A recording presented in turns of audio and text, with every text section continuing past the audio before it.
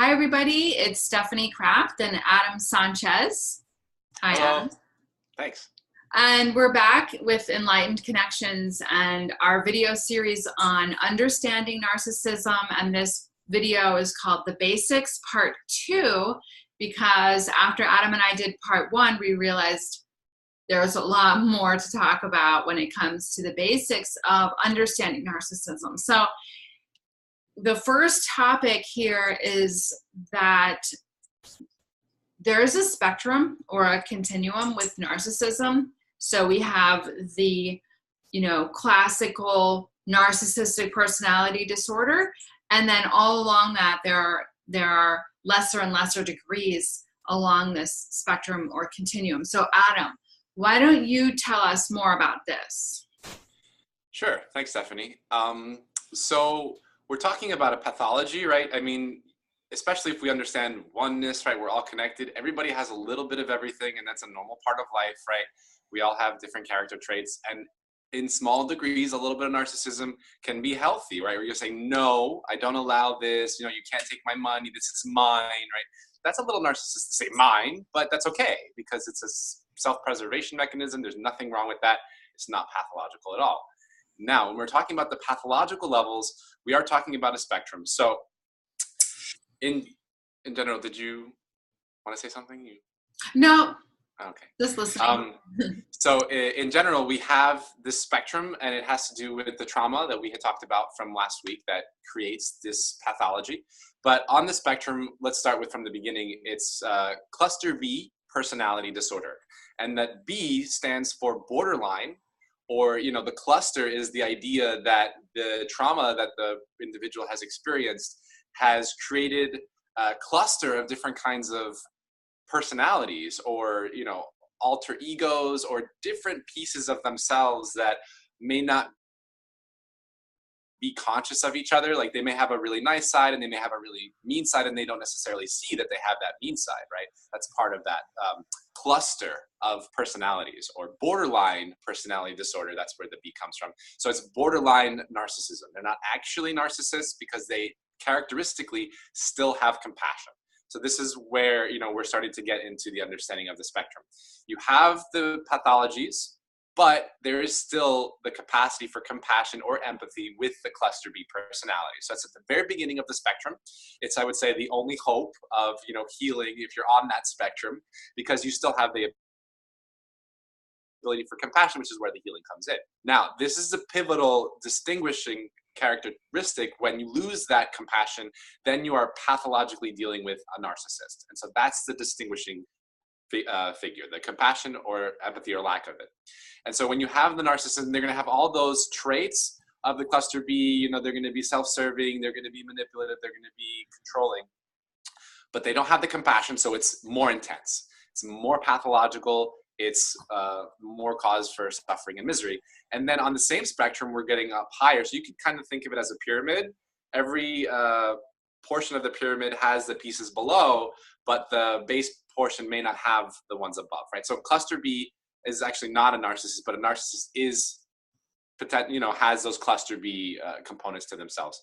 So on the very next level after narcissist, we have sociopath, which is basically, narcissism to the next level. That is, sociopathological, meaning someone who's actively going around and, causing chaos in the world for their own means. This is the characteristic trait of a con artist, right? Because they have no emotion. They don't care about their actions and how their actions affect the world. So they're willing and ready to steal and lie and cheat from people without any remorse. And then at the very highest level of that pyramid, the pinnacle, you have the psychopath. And the distinguishing characteristic there is that they'll, again, have those lower traits, but at this point, they're ready and willing to kill, that they don't have any remorse to that level. And so this is our little pyramid of narcissism that we can refer to. And just understanding that some people are in the cluster B area where they have compassion. So don't get confused, because they can deliver a lot of these traits of narcissism, yet still have compassion. And then the turning point is when they lose that compassion, then it's totally pathological and they're essentially a lost cause. Yeah, and we all have narcissistic traits and tendencies, right? It's just that some have a little bit and some have a lot. And then, like you said, when it gets to that extreme lack of empathy, for example, they have narcissistic personality disorder. Mhm. And so, like in a later video, Adam and I will talk about how one can be introspective about this and work on releasing those, because that is possible in the lesser degrees of this, and not as possible or easy for the true narcissistic personality disordered person to be able to be introspective and release these tendencies.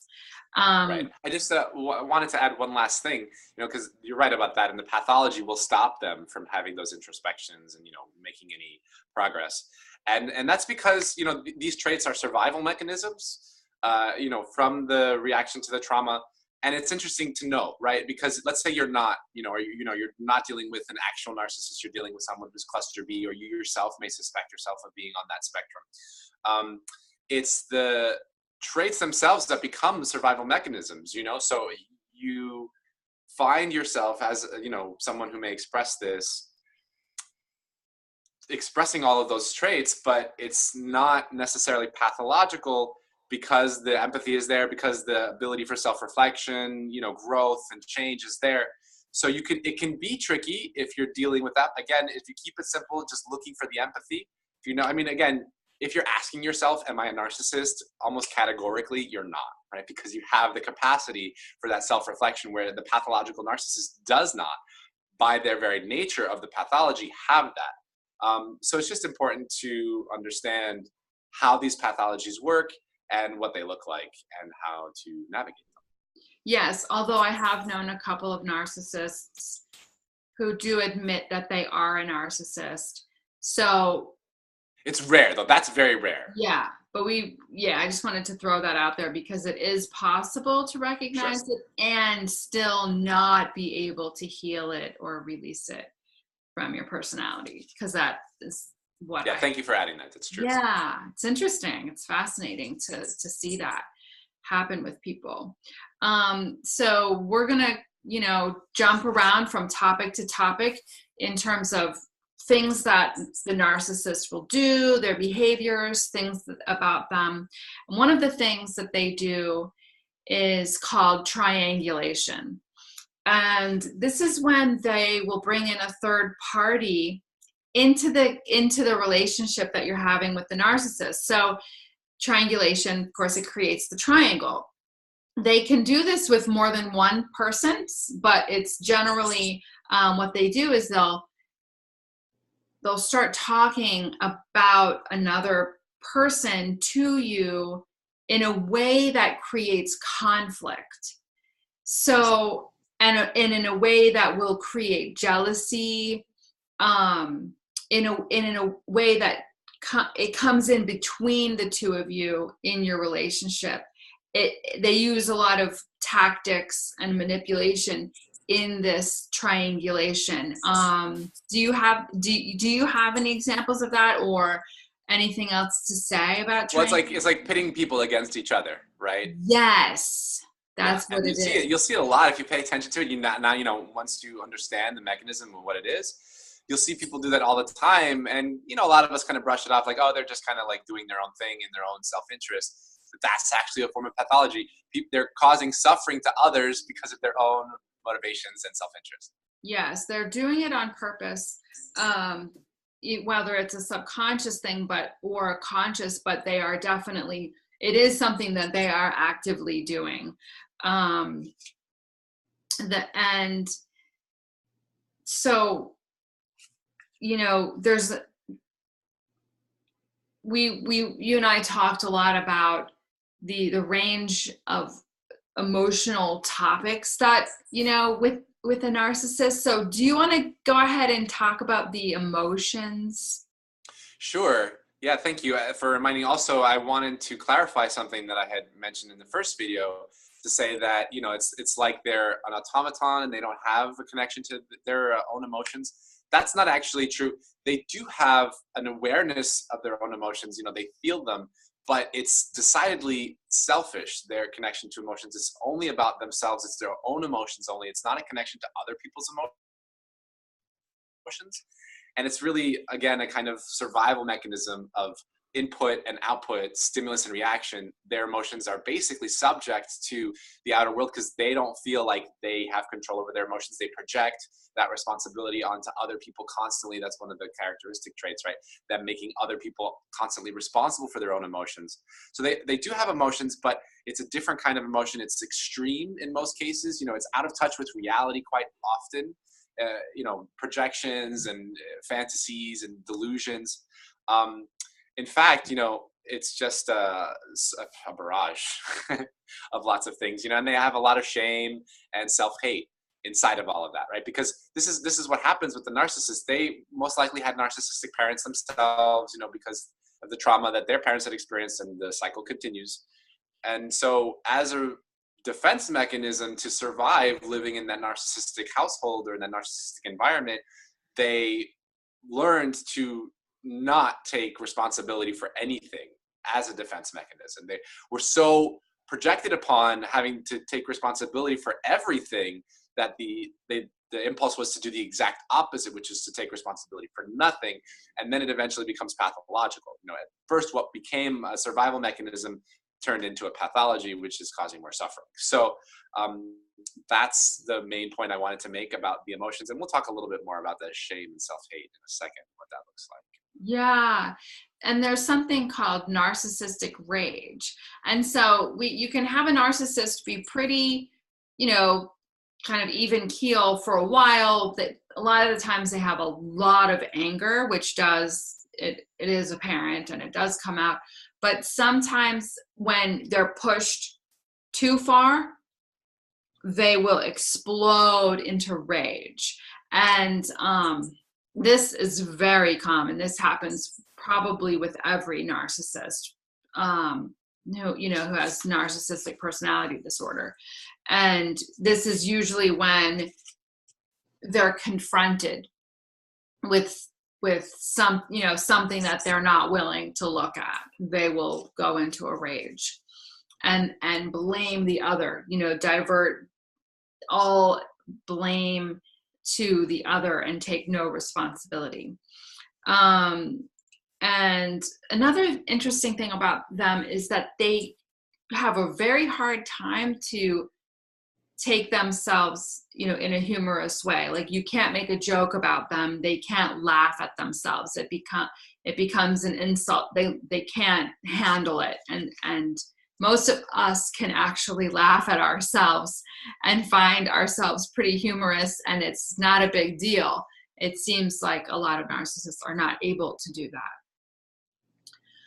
that. There's another category, a way of categorizing narcissists, and that's the overt narcissist and the covert narcissist. So an overt narcissist is the narcissist that we all know, that we can see, that draws attention to themselves, becomes the center of attention in a room, is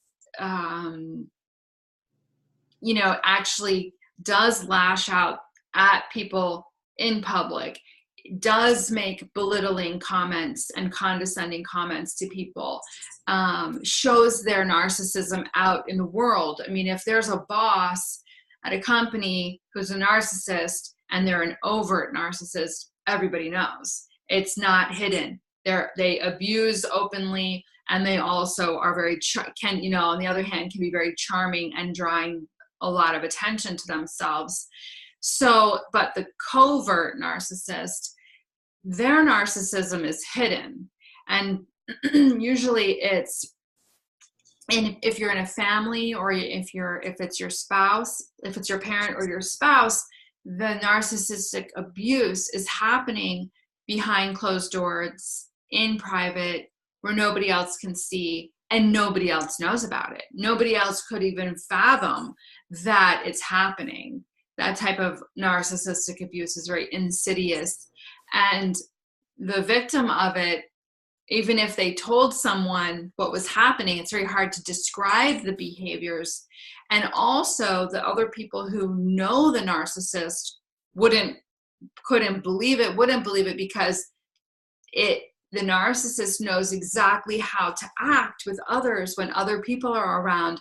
And there's no way that anybody would ever suspect that that person is actually hurting emotionally and psychologically and mentally abusing the victim. And a lot of times with the covert narcissist, when the child grows up, if they decide to go no contact, the narcissist will because when a narcissist can't control you, they destroy you. So if the child grows up and goes no contact, they'll actually, talk badly about that child to the other family members, to the family friends, to paint a picture that's negative and opposite, really, of that person, to turn everybody else against the one who has gone no contact. And this is in the case of the covert narcissist, where nobody ever saw any of the behaviors that led this now adult child to go no contact. They've never seen it. They never knew. They couldn't fathom it. And so they believe the narcissist, and they also turn their back on the one who has gone no contact. This is very common. And it's the same if you're a spouse married to a narcissist. If it's a covert narcissist, this is hidden. This is secret. Nobody knows. Everybody loves the narcissist, thinks they're the greatest person. And when that spouse leaves, the narcissistic spouse does the thing where they're turning everybody against the spouse who has left and painting a very ugly picture of that person. These people, there's a term called flying monkeys, and the flying monkeys term means that it's a little bit, variable on this theme, but it's when the narcissist turns other people against the victim and uses them with their agenda in their story to get back at the victim. And this is very common in cases of divorce. For example, they will narcissists use people. They only view other people as objects for their use. So they will, identify the family members and the family friends that they can use to go after the victim. Actually, they're using them for their agenda to destroy the victim who has decided to leave, because now the narcissist can't control that person. So they're getting their posse together. These are called flying monkeys if you are, interested in the lingo in this field. But did you want to say a little bit more about like the overt, covert narcissist? I do have a question though, or maybe just a little call for clarification. So it sounds kind of like the flying monkeys is the triangulation, but on loudspeaker. It's a little bit different because, so in triangulation, you are still having a relationship with the narcissist, and they are bringing someone in to create conflict, drama, jealousy, or whatever between you. So you're still interacting with the narcissist. And so they can gain more control over the situation than you. Yeah, and the other people, when the person decides to leave, that they then utilize others to go against you. Okay, so they are actually similar, but the defining characteristic is that in triangulation, you're still in contact with the narcissist, versus the flying monkeys, it's at the end of no contact. Yeah. And obviously much, much broader in scope. Right, because this is how a narcissist can create, in a divorce, for example, how they can build their case even is to use other people. And even if it's not a case of divorce, they're still using other people to destroy your reputation, to interact with you. I mean, they'll actually use people to interact with you to keep the abuse going, to draw up conflict and trauma. But in certain cases, separate side note, and I think I mentioned it already, an adult child could separate out from the narcissistic parent and then lose all contact with the rest of the family because the narcissist has then badmouthed and manipulated them. So all of a sudden they turn into the black sheep when really they were abused and victimized, and they're just trying to survive. And it's pretty unfortunate. I know a lot of people who have a narcissistic parent and they tell me, I can't go no contact, or I don't want to go no contact because I don't want to lose my other parent. And they know that if they went no contact with the one, a lot of times there's a codependent couple. So the one who's not narcissistic is not going to be able to maintain a relationship with that child because the narcissist is controlling them. And the adult child knows, if I go no contact with my narcissistic parent, I will lose both parents. It's so common, and so many people stay in this abusive dynamic for years and suffer with it knowingly, just because they don't want to lose that parent. This is an epidemic. Yeah, thank you for clarifying that. And also, just to add on the covert versus the overt, I think the covert in a lot of ways can actually be more dangerous psychologically because you don't necessarily know it's happening. With the overt, it's pretty obvious. You can kind of figure out that something's not quite right, even if you don't know anything about this and you don't know for sure. You kind of it's obvious, at least on some level, because it's expressed in the open. With the covert, I think it's a little bit more of a psychological minefield or even a labyrinth to navigate through, because you're not even necessarily sure, as the receiving end on this abuse, whether or not it's happening. Yeah. Because the narcissist is a professional at denial, deflection, projection. So on the covert levels, it's harder to see. And I think in the end, it's just really important to just look at the compassion. Do you see authentic compassion? Do they express authentic compassion in your relationship with them?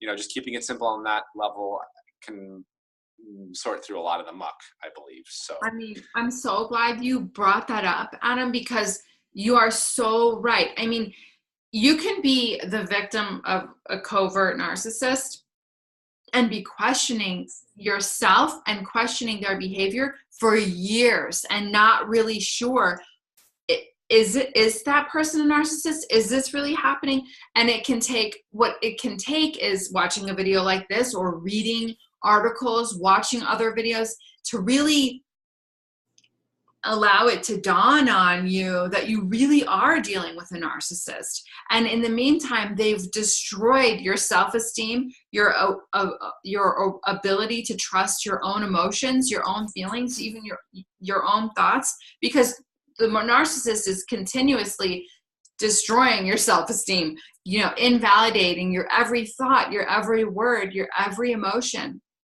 And so it can take a long time to see. I didn't actually know that I didn't know what narcissism was until I was 40.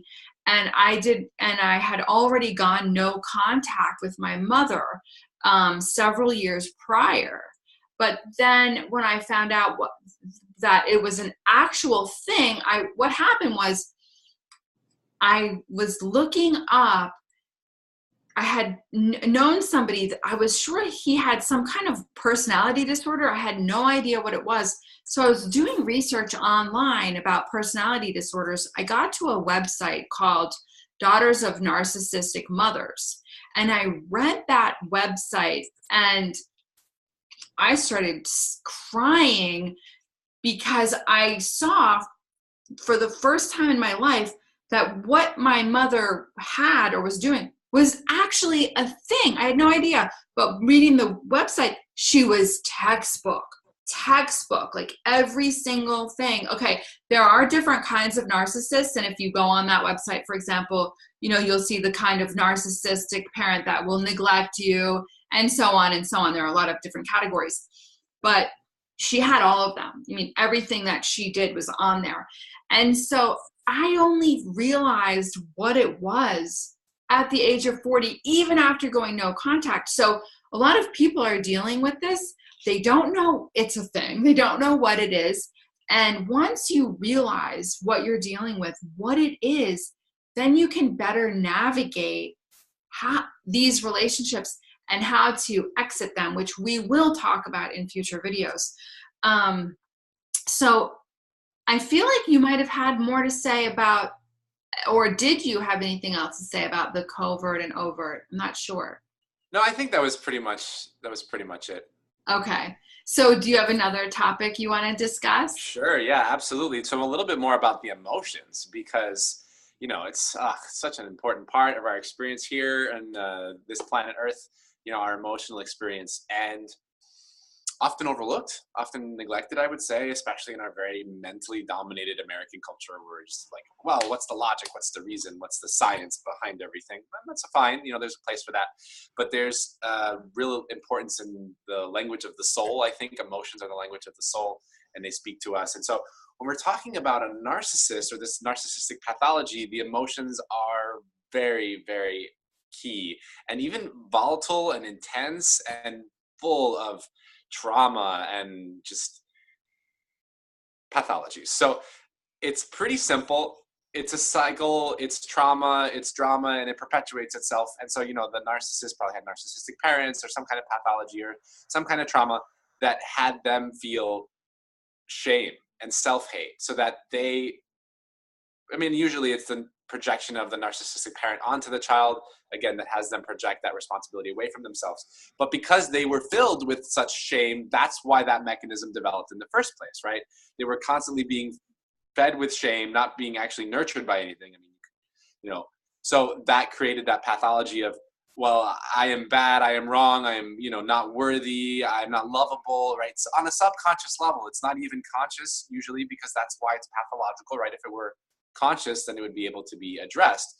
But because it happened in most cases so young, you know, in most cases without any reconciliation or avenue towards healing, it's unconscious at the stage of adulthood or as it progresses into more of the advanced stages.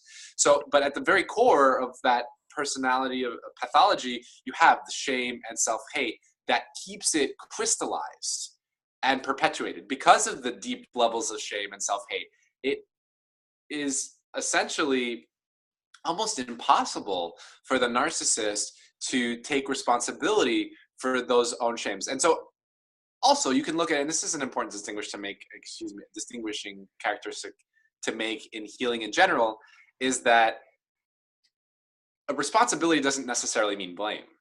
So in fact, I don't think it does in most cases. And if we're talking about the narcissist taking responsibility for themselves and their emotions, that doesn't mean that they're to blame for being shamed.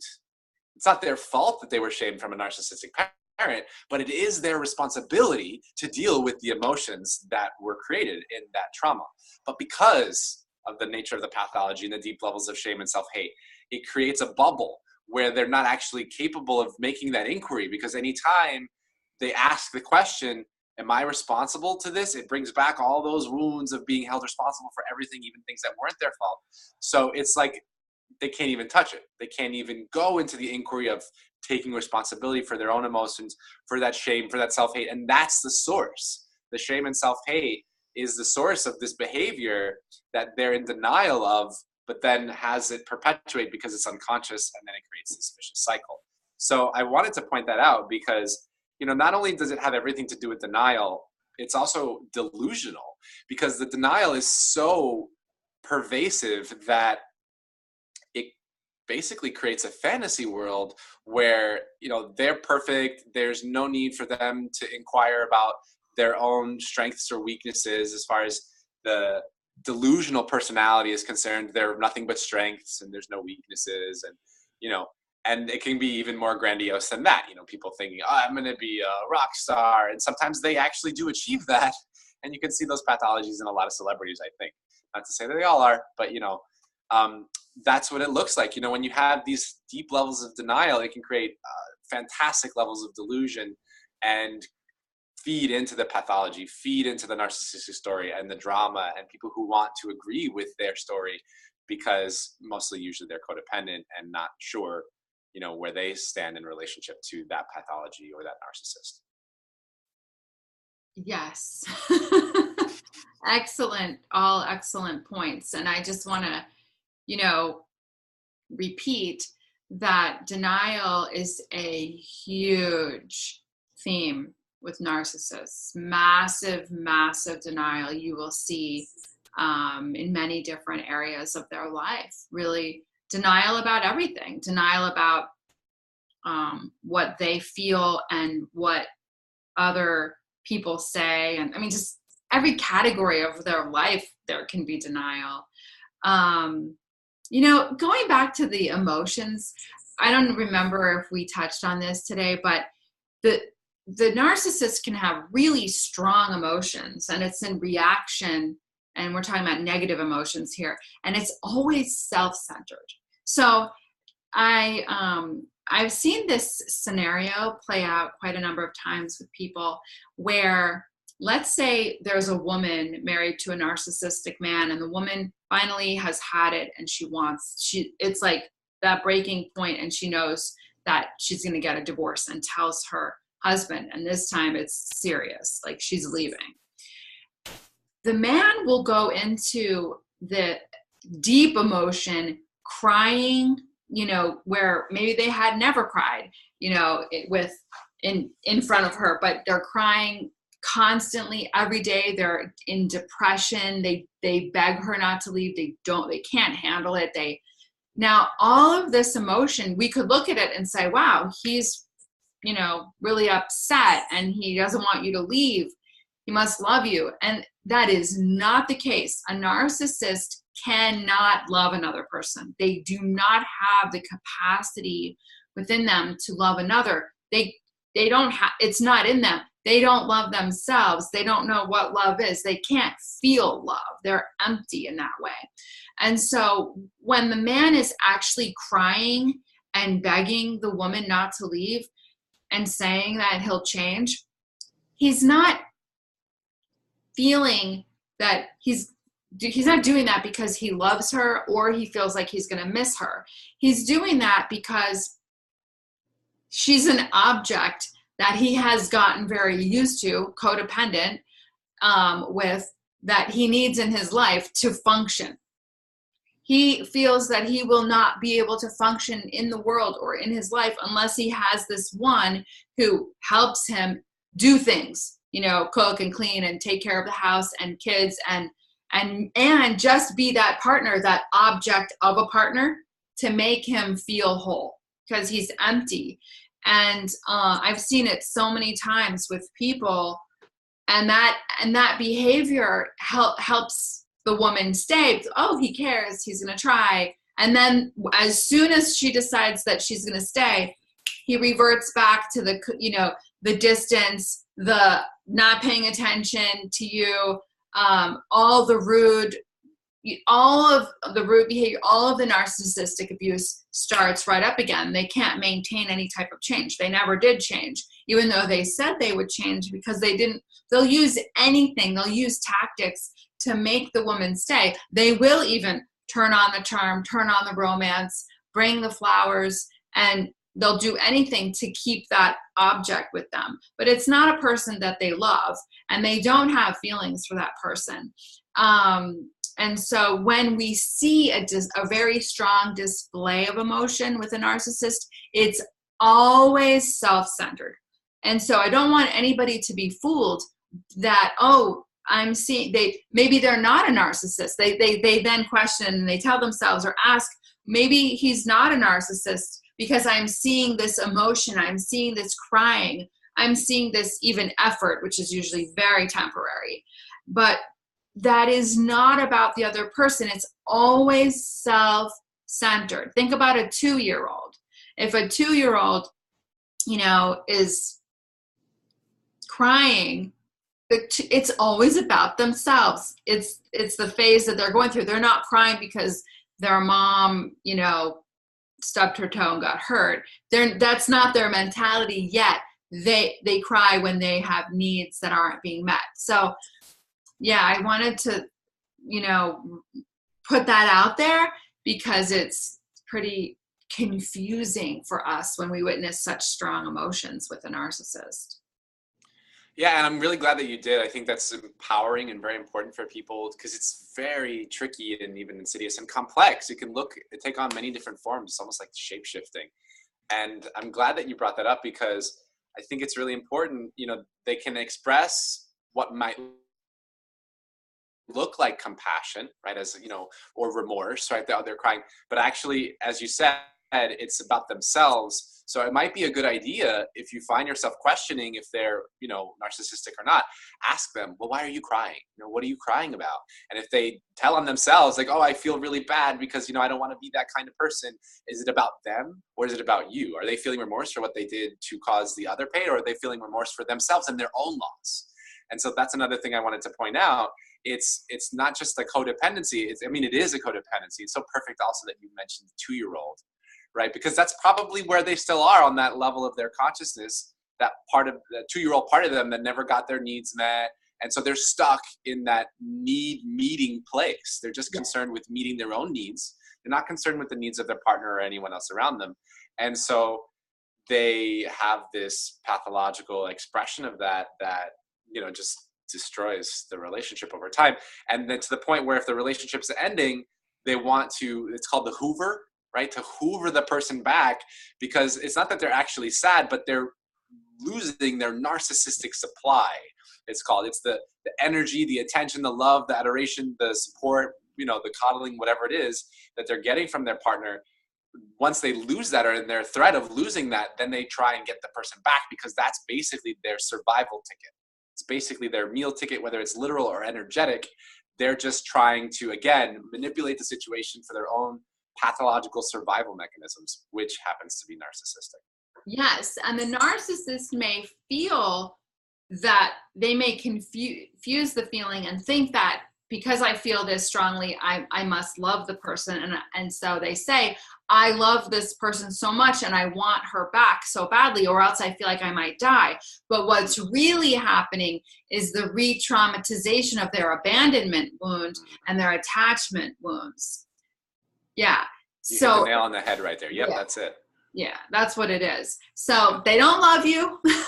That's something that you need to come to terms with, which we will get into in our video on healing from narcissistic abuse.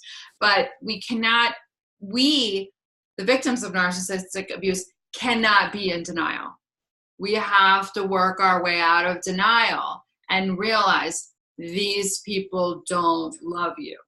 They are using you and you are an object to them. And very importantly, and that's nothing to reflect on the person being used. It's not that, if a narcissist uses me or used me, that there's something wrong with me. That can keep me going back into the relationship, trying to rectify that, to prove to myself that I am worthy. It's because of them. It's because of their own lack of self-love that they're not capable of loving another. And of course, that makes us ask the question about our own self-worth, whether we choose to stay in that dynamic or not. And, the lack of self-love is essentially the pathology, in perfect horror, because we need that as human beings, and again, you could say that a little bit of narcissism is self-love, that's self-preservation. They call that the reptilian brain, right? That's okay to, get your food and your water and your needs met. But life isn't just about needs. Life is actually meant to be a spiritual journey on many different levels, multidimensional, you could even say, right? So staying stuck in that is definitely stunted or arrested development. But because the narcissist, lots of people don't get self-love, right? But with the narcissist, it's so complete that they don't have the mechanism to grow from their own mistakes, because there is no self-love as a container to accept the mistake as something not inherently wrong with them, as something that's just, a challenge to be overcome. For the narcissistic personality or mindset, if any mistake is, annihilation, any being wrong is, more cause for further suffering and their own survival is threatened. you know, in the mental realms. So that lack of self-love actually ends up being a pathology. And so it's important for us to have compassion for them, but that doesn't mean excusing the behavior or permitting it in any way, shape, or form. Just to understand that the mechanism, the driving force behind this is a deep, deep lack of self-love and self-hate. And that's why these behaviors come out, you know, so heinous behaviors that lead other people to doubt their own self-love, you know, their own worth, and because it's really coming from that pathology. Yes, exactly. And on that note, I think that we've covered it. Do you think we've covered it? I think we've covered the basics. Yeah, I think that completes the basic components. We are going to talk about how to deal with narcissism and, you know, go no contact when we develop enough self-love for ourselves, right? Self-love is the remedy. Maybe, you know, some narcissists someday will take that on for themselves, probably in their next lives, you know, if you believe in that sort of thing. But we get to be the ones as cognizant of these mechanisms and these dynamics to bring in the self-love for ourselves, to not put up with these behaviors, to rid ourselves of our own narcissistic behaviors if we adapted them from just trying to survive in this narcissistic world, and making sure that coming back to that self-love, that self-compassion, compassion in general. But when we master that self-love, it's pretty much effortless to love others, no matter if they're narcissistic or not. We don't have to change anyone once we come to that place of self-love. Bingo. It's an honor to do these videos with you, Stephanie Kraft. Thank you so much for sharing your wisdom and your support and your love here with me and everyone watching these videos. Oh, thank you so much, Adam. And same to you. You're a very wise being, and thank you for sharing that wisdom with everyone. And we look forward to doing our next video in this series very soon, and we will see you then. Bye, everyone. Stay tuned. Yeah, thank you for watching. Please like, comment, subscribe, and share so we can help each other heal from this collective psychoses. Yes, thank you. Blessings. Bye-bye. Blessings.